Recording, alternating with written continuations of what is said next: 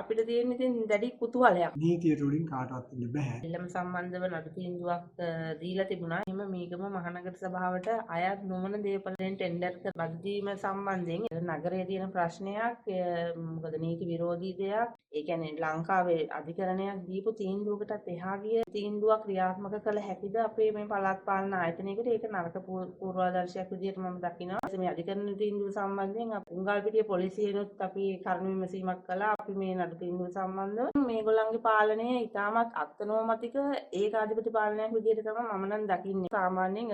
සාමාන්‍ය පුද්ගලයෙක් නෙමෙයි. නීතිය හොඳටම දන්න ඉතා දක්ෂ පළපුරුදු නීතිඥවරයෙක්. ඒ කියන්නේ මෙවැනි නගරාධිපතිවරයෙක් යටතේ උසාවියේ තීන්දුවක් ක්‍රියාත්මක නොකිරීම සම්බන්ධව මේ අපිට තියෙන ඉතින් දැඩි කුතුහලයක්. තාසෙක මම නෙමෙයි නීතියට උඩින් කාටවත් ඉන්න බෑ. ඔක්කොම ඉන්න ඕන නීතියට යටින්. නමුත් එවැනි නඩු තීන්දුවක් තියෙනවායි කියලා නිශ්චිතව වශයෙන්ම මාව දැනුවත් වෙලා නැහැ. එතකොට එකක් තමයි ඒක මට දැනගන්න ලැබුණා මේ මෙහෙම නඩු තීන්දුවක් තියෙනවායි කියලා ඔය මේ අද කියපු කතාවෙන් සභාවේ. හැබැයි තුමියට ඒක සභාගත කරපු විදිහේ වරදක් තිබුණේ නැහැ. ඒක එසේ වෙතත් දැන් ඒ සම්බන්ධයෙන් සොයා බැලීමක් කරලා අපි එහෙම නඩු තීන්දුවක් තියෙනවා නම් ඒ සම්බන්ධයෙන් දැනටමත් සභාවේ තීරණයක් අරගෙන ටෙන්ඩර් කරලා දෙන. ඉතින් සභා තීරණයක් ගත්ත එකක් මගේ හිතුමනාපෙට එකපාරට අවලංගු කරන කාර්ය ප්‍රතිපාදයකට යනවට වඩා හොඳ ඒ සභා තීරණේ පරිච්ඡින්න කරන තමයි අපි යන්නේක හොඳ.